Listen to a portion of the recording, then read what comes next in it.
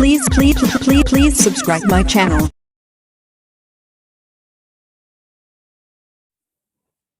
नमस्कार प्रिय विद्यार्थियों, आज हम नेत्र की संरचना के बारे में जानेंगे। विद्यार्थियों, नेत्र हमारे शरीर का सबसे महत्वपूर्ण एक अंग है जिसे हम ज्ञानेंद्रिय भी कहते हैं। वैसे हमारे शरीर में 5 ज्ञानेंद्रियां होती है: आँख, नाक, कान, जीभ और त्वचा। तो उनमें से आँख हमारे शरीर का सबसे महत्वपूर्ण अंग है।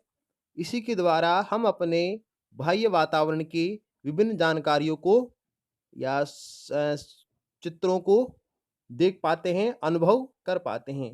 तो आइए इसके बारे में हम एक-एक करके जानते हैं। सबसे पहले है श्वेत पटल, इसको हम स्क्लेरा कहते हैं। ये श्वेत पटल ये आँख के बाहर की ओर स्थित होता है, चारों तरफ इधर की ओर, और इसी के द्वारा हमें इस भाग को छोड़ करके, इस भाग के अलावा जो बाकी आँख है वो हमें बाहर से श्वेत दिखाई देती है। तो श्वेत दिखाई देने के कारण इसको श्वेत पटल के नाम से जानते हैं। और यह बाहर से प्रकाश जो प्रवेश करता है उस प्रकाश को रोक करके दृष्टि को अच्छी बनाती है। तो ये अपना श्वेत पटल था। इसके बाद में देखिए कॉर्निया। ये कॉर्निया अपने आँख के आगे या लेंस के आगे एक उभरा हुआ भाग होता है, और इसी भाग के अंदर जो प्रकाश की किरणें प्रवेश करती है वह अपवर्तित होकर के इस नेत्र लेंस से होते हुए अंदर की ओर जाती है, और नेत्र दान या को जब दान करते हैं तो उसमें कॉर्निया का ही दान किया जाता है। तो ये पारदर्शी उभरा हुआ भाग सबसे आगे की ओर होता है। इसके बाद में है परितारिका, आइरिस जिसको हम बोलते हैं। तो ये लेंस के आगे परितारिका यहाँ तक होती है, यहाँ से लेकर के यहाँ तक। आँख में जब हम देखते हैं तो हमें एक बड़ा सा काला गोला दिखाई देता है। वो बड़ा सा जो काला गोला होता है वो परितारिका का ही होता है। अधिकांश लोगों का यह काले रंग का होता है, लेकिन कुछ लोगों में यह भूरे रंग का भी होता है, कुछ में नीले रंग का भी होता है। तो इस परितारिका के द्वारा ही हमारी आँख का रंग का निर्धारण होता है। और इन दोनों परितारिका, एक इधर की ओर है और एक इधर की ओर है, तो इन दोनों के जो बीच में छिद्र है उस छिद्र को हम बोलते हैं पुतली। और पुतली का जो काम है, पुतली को हम पुपिल के नाम से भी जानते हैं। पुतली का कार्य है जो हमारी आँख में या नेत्र में जो प्रकाश प्रवेश करता है उस प्रकाश की मात्रा को इसके द्वारा नियंत्रित किया जाता है। अब ये कैसे नियंत्रित करती है? जैसे हम अधिक प्रकाश में हैं, तेज प्रकाश में हैं, हम अपने घर से बाहर धूप में आ गए, तो उस समय इस पुतली का यानी इस छिद्र का जो आकार है वो सिकुड़ जाता है। अब सिकोड़ता कौन है उसको?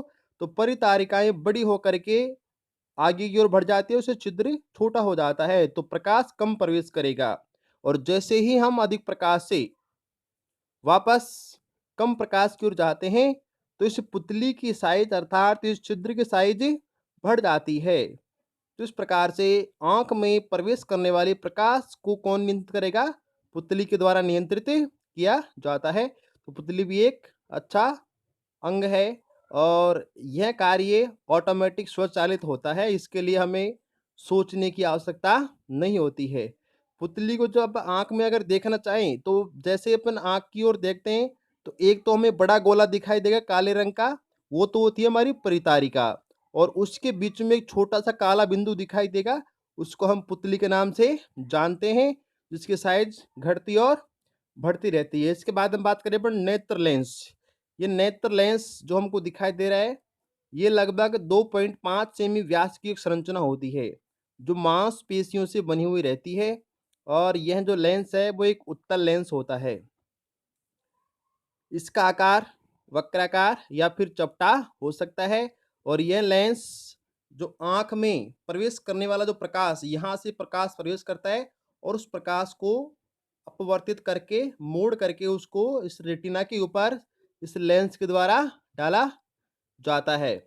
इसके बाद हम बात करें जलीय द्रव। जलीय द्रव जैसे यहाँ पर ये कॉर्निया है और ये परितारिका है, तो इन दोनों के जो बीच में द्रव भरा हुआ रहता है उसको एक्वेरियस ह्यूमर के नाम से जानते हैं। और ये जलीय द्रव जो है, यहाँ पर भरा हुआ है, इस जलीय द्रव के द्वारा इन परितारिकाओं को और इस कॉर्निया को पोषण प्रदान किया जाता है और साथ में इस नेत्र लेंस के आकार को बनाए रखने के लिए यहाँ से इसको उपयुक्त दाब भी प्रदान किया जाता है।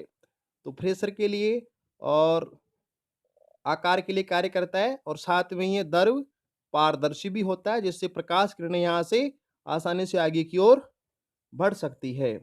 इसके बाद हम बात करें रक्त पटल। रक्त पटल देखिए यहाँ श्वेत पटल के नीचे ये रक्त पटल आपको दिखाई दे रहा है। श्वेत पटल यहाँ सबसे बाहर की ओर होता है, तो रक्त पटल इसके नीचे की ओर स्थित होता है। रक्त पटल इसका काम है इस रेटिना में और श्वेत पटल के अंदर और आसपास में जो कोशिकाएं होती है उन कोशिकाओं को पोषण प्रदान करना और ऑक्सीजन प्रदान करना। अब इस रक्त में ऑक्सीजन और पोषण कहाँ से आता है? तो रक्त हमारे शरीर का वह ऊतक है जो विभिन्न पोषक तत्वों को और ऑक्सीजन का संवहन करता है। तो ये भोजन के माध्यम से यहाँ से लाता है, यहाँ तक लाता है और उसको इन कोशिकाओं में सप्लाई करता है, जिसको हम कॉरोइड के नाम से जानते हैं। इसके बाद में है दृष्टि पटल। ये दृष्टि पटल है जिसको हम पर्दे के नाम से या रेटिना के नाम से जानते हैं। तो पर्दा या दृष्टि पटल क्या है? तो जब प्रकाश किरणें यहाँ बाहर से इस कॉर्निया से होती हुई पुतली में प्रवेश करती, पुतली से जाकर के लेंस के द्वारा अपवर्तित होगी और वो किरणें जाकर के यहाँ पर गिरती है। तो इस क्षेत्र में अर्थात दृष्टि पटल में बहुत सारी प्रकाश संवेदी कोशिकाएं होती है और वो कोशिकाएं जैसे ही प्रकाश यहाँ से प्रवेश करके यहाँ पहुंचेगा तो उस प्रकाश को ग्रहण करके सक्रिय हो जाती है और सक्रिय होकर के विद्युत सिग्नल, इलेक्ट्रिक सिग्नल उत्पन्न करती है और उस इलेक्ट्रिक सिग्नल को या उस इलेक्ट्रिक सिग्नल के माध्यम से उस प्रकाश की सूचना को प्रकाश नाड़ी या दृक तंत्रिकाओं के माध्यम से हमारे मस्तिष्क तक भेजा जाता है।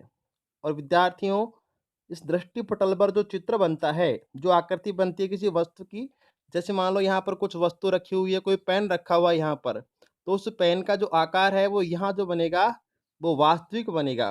वास्तविक से तात्पर्य है वह जिसको हम पर्दे पर प्राप्त कर सकते हैं। तो यहाँ इस पर्दे पर ये वस्तु का चित्र प्राप्त हो रहा है।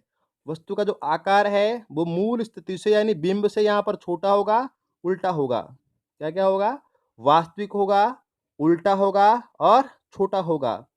तो इस सूचना को इस नाड़ी तंत्रिकाओं के द्वारा हमारे मस्तिष्क तक पहुंचाया जाता है और मस्तिष्क उस चित्र को समायोजित करके हमें सीधा दिखाने का कार्य करता है। प्रश्न यहाँ से बनता है कि हमारी आंख में बनने वाला जो चित्र है वो कैसा होता है? उल्टा होता है या सीधा? तो उत्तल लेंस से कैसा बनेगा? उल्टा ही बनेगा। इसके बाद में हम बात करें काचाभ द्रव। ये जो काचाभ द्रव है यह एक पारदर्शी माध्यम है। तो यहाँ से प्रकाश किरणें इसके अंदर से होती हुई यहाँ तक जाती है और यहाँ कुछ ये मांसपेशियाँ हैं, इनको हम पक्षमाभी मांसपेशियों के नाम से जानते हैं। इन्हीं मांसपेशियों के द्वारा दबाव से इस लेंस के आकार में परिवर्तन होता है। परिवर्तन क्यों होता है? जैसे हम किस मोबाइल से किसी की फोटो अगर खींचना चाहें और ये शर्त हमारे सामने हो कि उस व्यक्ति का जो आकार है वो अधिकतम होना चाहिए, तो उसके लिए हमें उस मोबाइल के कैमरे के जूम को आउट या फिर इन करना पड़ेगा। ठीक वैसे ही अगर कोई व्यक्ति हमारे सामने खड़ा हो तो वह भी हमेशा हमें पूरा ही दिखाई देता है। तो उसके लिए जूम इन और आउट करने का जो काम करती है वो ये मांसपेशियां करती है। वस्तु अगर बहुत पास में है तो इन मांसपेशियों के दबाव के द्वारा इस लेंस को वक्र कर दिया जाता है यानी गोल कर दिया जाता है, जिससे कि प्रकाश किरणें यहीं पर पहुंच सके।